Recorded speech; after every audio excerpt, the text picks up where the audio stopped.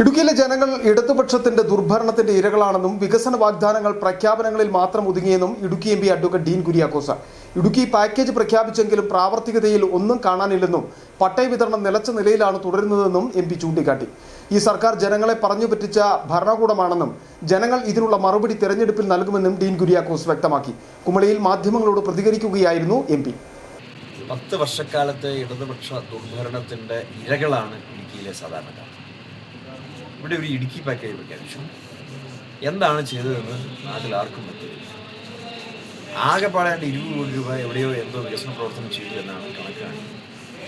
ഈ നാട്ടിലെ കൃഷിക്കാർ ദുരിതത്തിലാണ്. ജപ്തി നോട്ടീസ് കിട്ടാത്ത ഒരു മനുഷ്യൻ പോലും നാട്ടിലില്ല. കഴിഞ്ഞതിന് മുന്നിലത്തെ വർഷത്തെ വരൾച്ചയുടെ പേരിൽ ഏറെ കൃഷിക്കാർ അനുഭവിച്ച ബുദ്ധിമുട്ട് പറയാൻ പറ്റാത്തതാണ്. അന്ന് അനുവദിക്കുമെന്ന് പറഞ്ഞ തുക ഇവിടെ തെരഞ്ഞെടുപ്പ് പ്രഖ്യാപിക്കുന്നതിൻ്റെ തലേദിവസമാണ് ഇപ്പോൾ 5 കോടി രൂപ, അന്ന് 10 കോടി രൂപ പ്രഖ്യാപിച്ചു, 5 കോടി രൂപ പ്രഖ്യാപിച്ചു. എല്ലാ അർത്ഥത്തിലും ജനങ്ങളെ പീഡിപ്പിച്ചു എന്നുള്ളതാണ്. ഭൂപ്രശ്നങ്ങൾ എന്ന് പറയുന്നത് നിരവധിയാണ്. 64 റൂൾ അനുസരിച്ചുള്ള പട്ടയ പ്രശ്നം ഇപ്പോഴും തുടരുകയാണ്. പട്ടയ വിതരണം നിലച്ചുപോയി.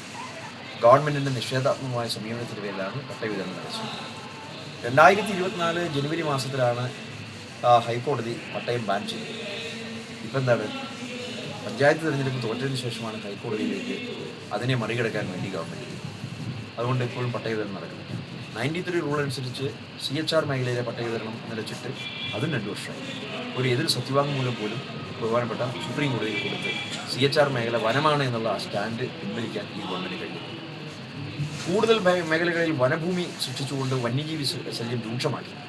ഇപ്പോൾ ഈ ഈ കുമളിയിൽ നിന്ന് സംസാരിക്കുമ്പോൾ തൊട്ടപ്പുറം വണ്ടിപ്പെരിയാർ പഞ്ചായത്തിൻ്റെ അതിർത്തിയിൽ സത്രത്തിൽ എയർ സ്ട്രിപ്പ് ഉൾപ്പെടെ ഇപ്പോൾ വനഭൂമിയാക്കി ഇവർ പ്രഖ്യാപിച്ചിരിക്കുകയാണ്. സത്രം എയർ സ്ട്രിപ്പ് എന്ന് പറയുന്നത് NCCയുടെ പരിശീലന പറക്കൽ കേന്ദ്രമാണ്. ആ പരിശീലന പറക്കൽ കേന്ദ്രം പ്രവൃത്തി ആരംഭിക്കുമ്പോൾ അവിടെ വനഭൂമി ഇല്ലായിരുന്നു. പക്ഷെ പ്രവൃത്തി പൂർത്തിയായപ്പോഴേക്കും അവിടെ വനമാക്കി സർക്കാർ പ്രഖ്യാപിച്ചു. അതിന് ചുറ്റുപാടും 100-ലധികം വരുന്ന ലൈഫ് ഭവന പദ്ധതി ഉൾപ്പെടെയുള്ള അല്ലെങ്കിൽ അതിൽ പെട്ടിട്ടുള്ള ഗുണഭോക്താക്കളുണ്ട്. അവർ വീട് വെച്ച് താമസിക്കുന്ന പ്രദേശമാണ്. അതെല്ലാം ഇപ്പോൾ വനമാക്കി മാറ്റി. ഒരു വനഭൂമിയാക്കി ഒരു പ്രദേശത്ത് മാറിക്കഴിഞ്ഞാൽ പിന്നെ അവിടെ വന്യജീവികളുണ്ട്. ആ വന്യജീവികളെ പിന്നെ തുരത്താൻ കഴിയില്ല.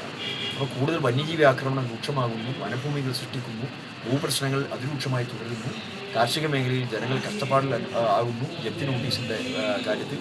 അങ്ങനെയൊക്കെ അനവധി പ്രശ്നങ്ങൾ നിൽക്കുമ്പോൾ ഈ നാടിനെ പറഞ്ഞു വഞ്ചിച്ച ഒരു ഗവൺമെൻറ്റാണ് ഇപ്പോൾ പിണറായി ഗവൺമെൻറ് എന്നുള്ളത് തർക്കമില്ല. അതുകൊണ്ട് ഭരണമാറ്റം എന്നുള്ളത് 100% സുനിശ്ചിതമാണ്.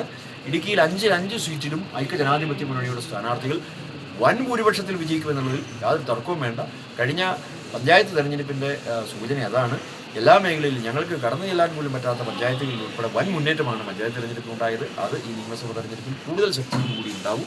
UDF വൻ വിജയം നേടുമെന്നുള്ളതാണ് എനിക്ക് പറയുന്നത്.